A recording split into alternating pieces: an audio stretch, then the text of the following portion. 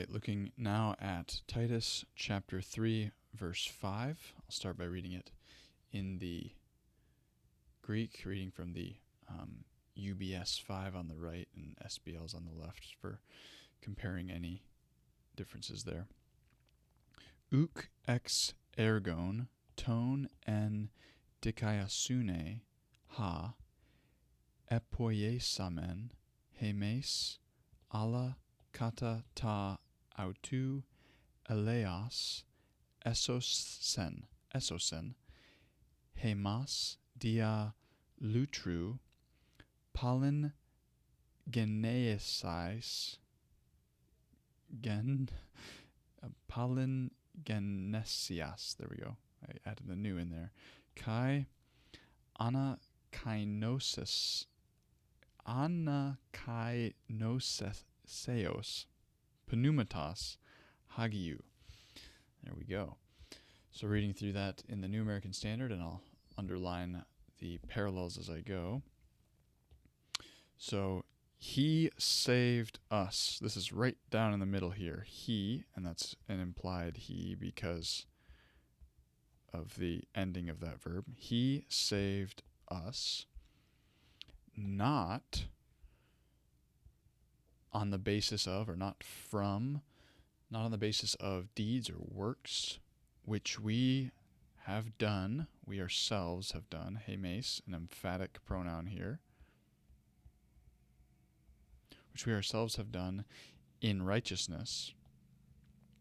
But, so, uk al, that pairing, not this but that, but according to his mercy, eleas, according to his mercy, by or through the washing of regeneration and the renewing of the Holy Spirit. Several connections that I already kind of touched on here. The first is to realize that the main clause is all the way in the middle of verse 5. So verse 4 flows right into verse 5, and it takes quite a few phrases before we finally get down to here's the main thing that's being talked about. And this is almost functioning like a drum roll grammatically to just build anticipation for not on the basis of works that we've done in righteousness, but according to his mercy, he saved us. And all of it's building towards this main emphasis for the whole section, that he saved us. And this is the main point of verses, really verse 3 all the way through verse 7. He saved us. When did he save us? That was talked about in verse 4. Why did he save us? What was the basis for this salvation? That's talked about in verse 5. How did he save us? That's talked about at the end of verse 5. And why did he save us? That's talked about in verse 7. So he saved us this is kind of how he did not save us. He did not save us on the basis of or out of works. And then this tone, and then this relative pronoun, ha, is modifying agon, linking this with the relative pronoun, which is the relative pronoun is functioning as the direct object of what we have done. So, which we did. The which is coming from this ha here. Which we have done in righteousness. So it's not based on these works which we have done in righteousness. All of this is kind of functioning as this. Oh, I missed the relative pronoun here, or the personal pronoun here. That's emphatic. Again, it's not necessary grammatically, but it adds emphasis to this is not based on what we ourselves have done. So that idea of ourselves, what we ourselves have done. And that the NASB just says we.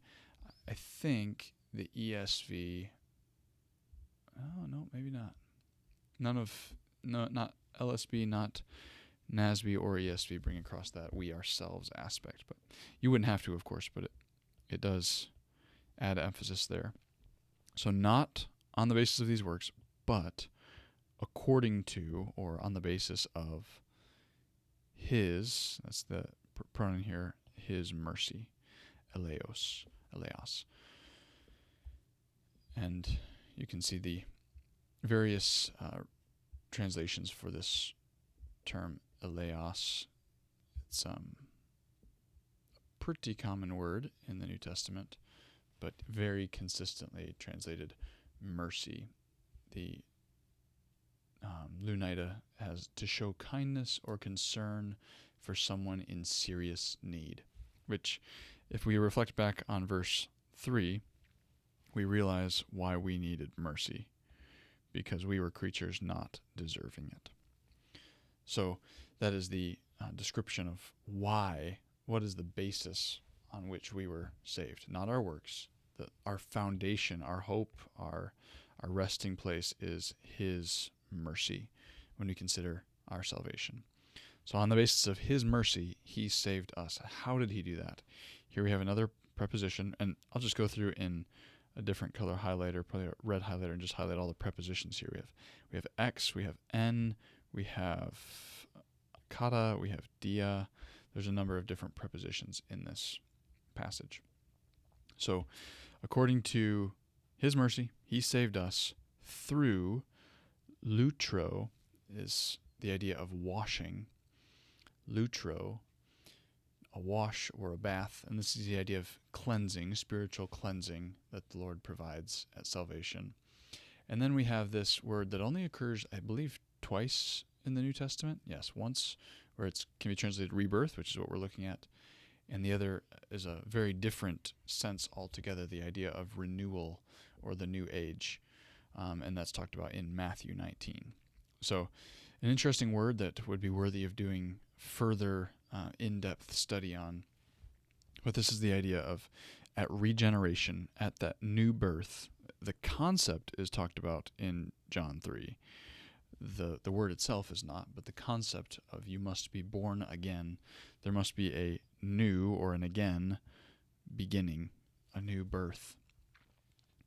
These things are, it's connected as through the washing of regeneration, and so the first is through the washing of regeneration, and through this renewal. I'll look up that word also so we can see its range. Again, not used very often. Only one other place in Romans 12:2, and do not be conformed to this world, but be transformed by the renewing of your mind. And it's neat to see that in Romans, that's a command given, the renewing of your mind. But in Titus 3:5, we see that it's actually the Holy Spirit who is doing that renewing. So he saved us by the washing of regeneration and the renewal, to cause something to become new and different with the implication of becoming superior. Interesting, specific aspect there of something becoming better as a result of this renewal. Through the renewal of the Hagiou, is Holy Spirit. So this is, again, just a foundational verse as we think about our salvation and the fact that he saved us. Why did he save us? It wasn't because of our righteousness. Even though the term for works, ergon, occurs regularly throughout Titus, even just recently, in verse 14 of chapter 2, we are saved to be zealous for good works. We are, in verse 2 of chapter 3, we're to be ready for every good work. In verse 8 coming up, we're to be those that lead out in good works, leading and doing good works. But yet, verse 5 just clearly establishes we are not saved on the basis of good works. Yes, we're saved for good works, but we're not saved because of good works. Yes, God has created good works that we should walk in them and that we should fulfill them, but this is not the means by which we gain God's favor. So just a tremendous verse with so many implications as we think through the wonder of our salvation and so much reason to worship based on this verse alone. So that concludes our overview of Titus chapter 3, verse 5.